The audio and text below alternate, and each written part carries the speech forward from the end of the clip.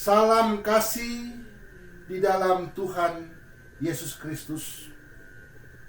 Baiklah, kita datang lagi pada channel Air Kehidupan dari Pendeta Stephen Bons Manengki. Marilah penonton yang budiman, kita akan mendengarkan renungan firman Tuhan dengan memanfaatkan trilogi pembangunan jemaat MTPJ Sinode Gemini. Mari kita berdoa. Sujud sembah kami padamu ya Tuhan. Kami datang padamu Bapa di sorga atas segala kasih setiamu, berkat-Mu, anugerah-Mu yang begitu luar biasa dalam hidup kami. Perkenankanlah kami pada saat ini Tuhan untuk mau belajar memahami firman. Sekiranya Engkau mempersiapkan hati dan pikiran kami untuk berkonsentrasi dan semakin memahami maksud dan kehendak Tuhan itu dalam hidup kami. Inilah permohonan dan doa kami dalam nama Yesus Kristus, firman yang hidup. Amin. Marilah umat Tuhan, kita membaca Alkitab di dalam Keluaran 2 ayat 11 hingga 22. Keluaran pasal 2 ayat 11 hingga ayat yang ke-22. Musa membela bangsanya. Ia lari ke tanah Midian. Pada waktu itu, ketika Musa telah dewasa, ia keluar mendapatkan saudara-saudaranya untuk melihat kerja paksa mereka. Lalu dilihatnyalah seorang Mesir memukuli seorang Ibrani, seorang dari saudara-saudaranya itu.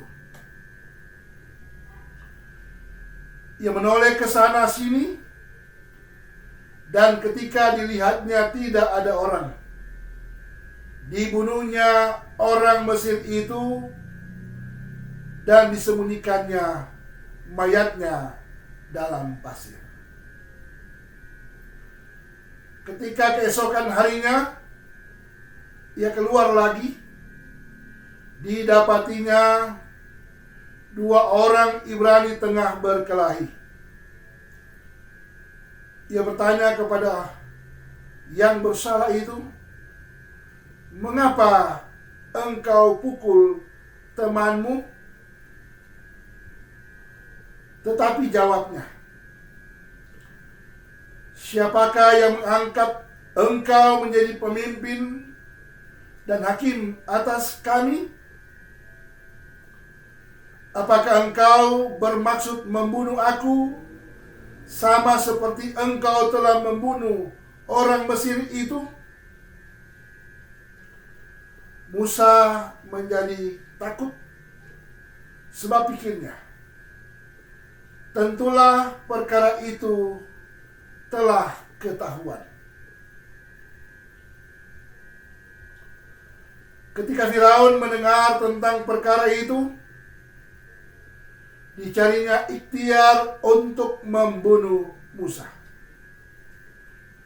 Tetapi Musa melarikan diri dari hadapan Firaun dan tiba di tanah Midian. Lalu ia duduk-duduk di tepi sebuah sumur. Adapun imam di Midian itu mempunyai 7 anak perempuan. Mereka datang menimba air dan mengisi palungan-palungan untuk memberi minum kambing domba ayahnya. Maka datanglah gembala-gembala yang mengusir mereka.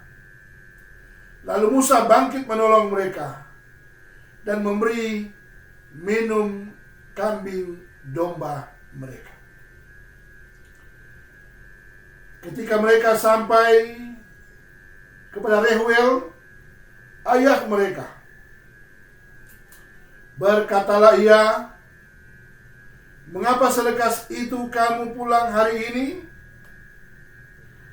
Jawab mereka, "Seorang Mesir menolong kami terhadap gembala-gembala, bahkan ia menimba air banyak-banyak untuk kami dan memberi minum kambing domba."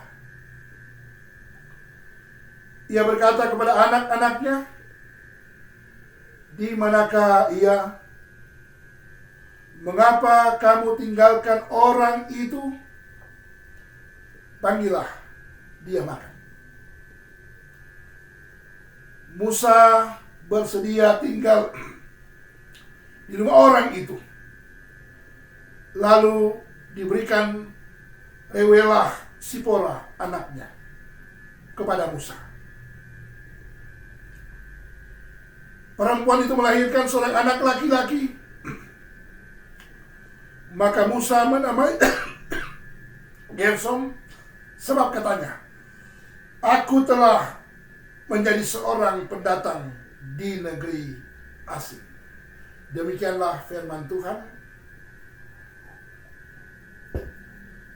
Yang berbahagia mereka yang mendengarkan firman itu, bahkan melakukan firman itu dalam kehidupan sehari-hari.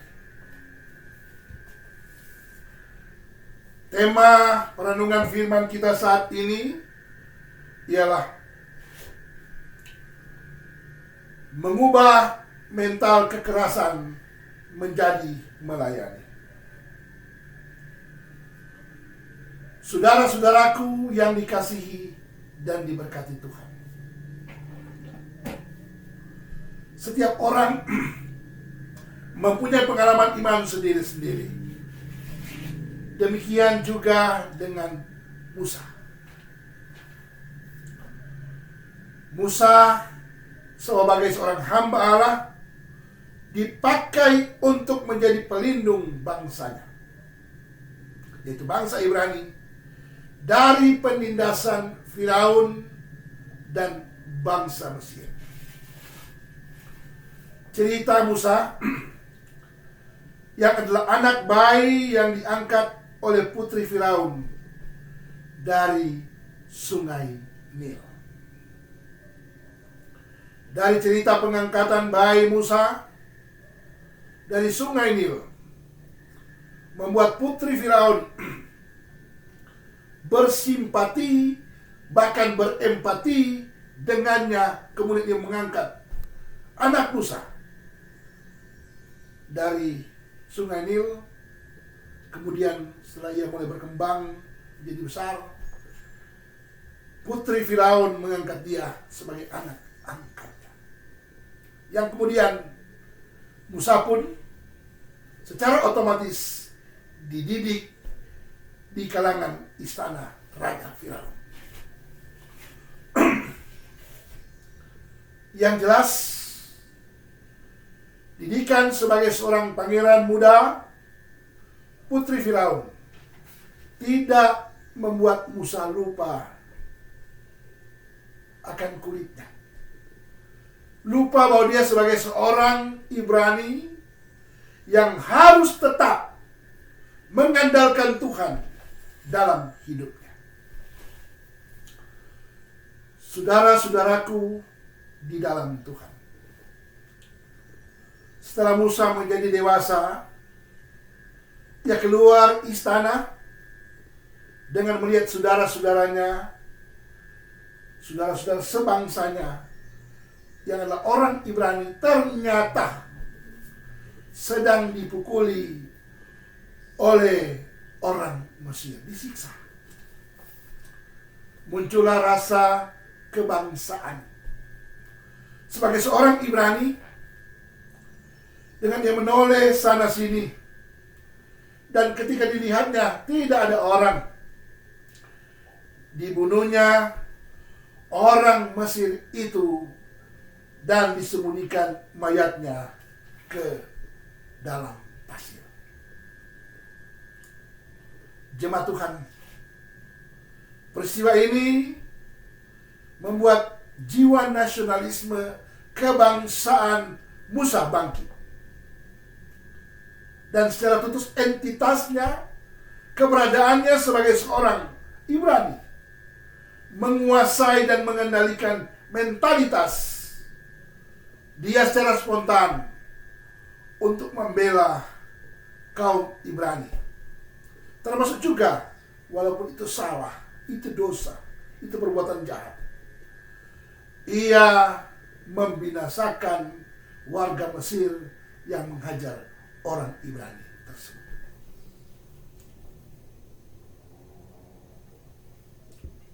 Selanjutnya, pada keesokan harinya, ia keluar lagi, artinya Musa turun gunung, kembali melepaskan kenyamanan dalam lingkungan istana. Dan ia keluar dan begitu prihatin setelah ia melihat satu peristiwa di mana dua orang Ibrani sedang berseteru saling memukul. Namun didapatinya perkelahian yang saling, ya katakanlah mau saling mengajar satu dengan yang lain. Dan ini rupanya sebagai satu entitas, satu komunitas etnis yang sama mau saling merajam satu dengan yang lain. Sehingga Musa yang tahu persis siapa yang benar dan siapa yang salah mengatakan, "Mengapa engkau pukul temanmu?" Hal ini berarti sudah ada proses tanya jawab, sehingga Musa betul-betul telah mengetahui siapa yang benar dan siapa yang melakukan kesalahan. Tetapi jawab orang itu yang menghajar temannya atau teman sebangsanya, "Siapakah yang mengangkat engkau menjadi pemimpin dan hakim bagi kami? Apakah engkau bermaksud membunuh aku sama seperti engkau telah membunuh orang Mesir?" Sikap orang Ibrani tersebut mencerminkan juga mentalitas kekerasan, mentalitas kriminal yang bukan hanya sekedar memukul rekan sekerjanya atau temannya, tapi juga ia menyampaikan kekerasan secara psikologi dengan menyerang Musa dengan kata-kata yang menghakimi dan merendahkan Musa. Padahal sebenarnya Musa bermaksud untuk melerai pertengkaran kedua orang itu, supaya sekiranya tidak keterusan sehingga terjadi hal-hal yang tidak baik. Saudara-saudara, jawaban orang Ibrani itu membuat Musa menjadi takut. Karena itu ia berpikir bahwa perkaranya telah diketahui orang dan ternyata Firaun juga telah mengetahuinya. Sehingga ia berencana untuk berikhtiar untuk membunuh Musa. Saudara-saudara, ternyata tidak selamanya maksud baik kita direspon orang baik pula. Terkadang akibat pikiran manusia yang telah terkooptasi, telah terpengaruh dengan hal-hal yang buruk, membuat jawaban orang atau jawaban kita terhadap maksud baik orang lain menjadi ketus, menjadi skeptis, menyampaikan hal-hal yang tidak baik, menanggapi seperti itu. Respon kita terhadap orang lain menjadi negatif dan terlalu banyak interestnya. Sepertinya kita perlu menilai bahwa sikap orang Ibrani tersebut mencerminkan juga mentalitas kekerasan atau mentalitas kriminal, bukan hanya secara fisik, karena telah memukul saudaranya, tetapi menyampaikan kekerasan psikologi dengan menyerang orang dengan kata-kata yang tidak benar. Terus apa yang terjadi daripada Musa? Saudara-saudaraku di dalam Tuhan, upaya Musa untuk melerai kedua orang itu gagal secara total. Yang pada akhirnya Musa harus melarikan diri ke tanah Midian dan duduk di tepi sebuah sumur. Di tanah Midian ada seorang imam yang mempunyai 7 orang anak perempuan. Anak-anak Reuel atau Imam Yitro selalu datang menimba air dan mengisi palungan-palungan untuk memberi minum kambing domba ayahnya. Tetapi ada gembala-gembala yang mengusir mereka, dan Musa pun bangkit, memberi pertolongan kepada mereka, kemudian memberi minum kambing domba mereka, kambing domba dari anak-anak Reuel atau imam itu. Saudara-saudaraku yang setia mengasihi Tuhan,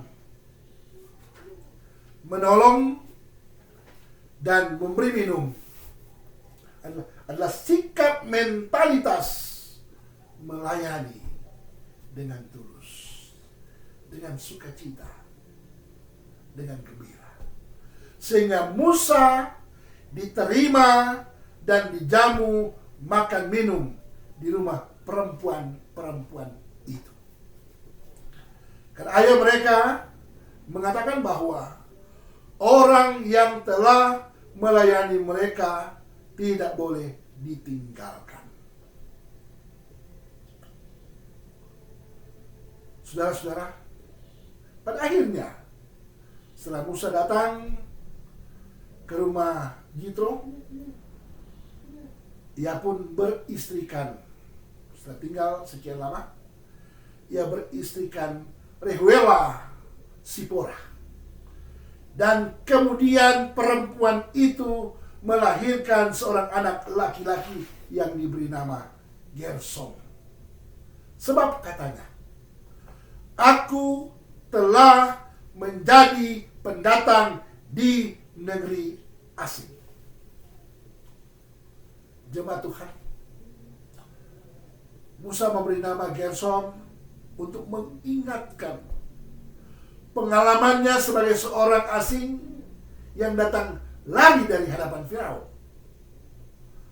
Hal ini dimaksudkan agar Musa tidak melupakan jati diri dan keberadaannya sebagai seorang pendatang dan bukan pemilik negeri itu.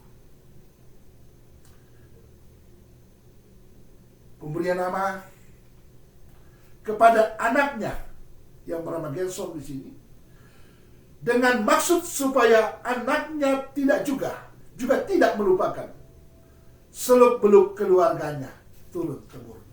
Sejarah membuktikan. Saudara-saudaraku dalam Tuhan, Sesungguhnya, untuk apa orang hidup jika ia harus melupakan Tuhan, asal-usul keluarganya,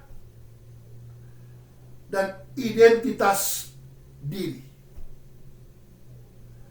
Ketiga hal ini merupakan bagian daripada pengalaman iman anak-anak Tuhan dalam hidupnya. Dimaksud agar kita dapat melakukan apa yang baik, apa yang benar di hadapan Tuhan maupun keluarga dan masyarakat. Karena perbuatan baik melampaui arti nama yang melekat pada kita. Contoh, diberikan nama Gerson, kemudian Stephen, atau mungkin Denny. Ini hal-hal yang luar biasa. Dan memang kita pun harus memahami maksud dan tujuan pemberian nama itu sendiri. Untuk apa dan mengapa orang tua kita memberikan nama demikian. Semoga kita semua akan tetap menjadi berkat bagi orang lain. Soli Deo Gloria. Tuhan Yesus memberkati. Amin. Mari berdoa. Dengan menutup peribadatan kami, lewat khotbah yang kami sampaikan pada saat ini, Tuhan berkenan memberkati kehidupan kami, menolong kami, menuntun jalan hidup kami sebagai orang yang percaya. Kami puji Engkau Tuhan, kami permuliakan Engkau Tuhan, di dalam nama Yesus Kristus, Juru Selamat kami yang hidup. Amin. Tentunya penonton yang setia menonton channel Air Kehidupan ini dari Pendeta Stephen Bonus Manengke. Terima kasih semuanya.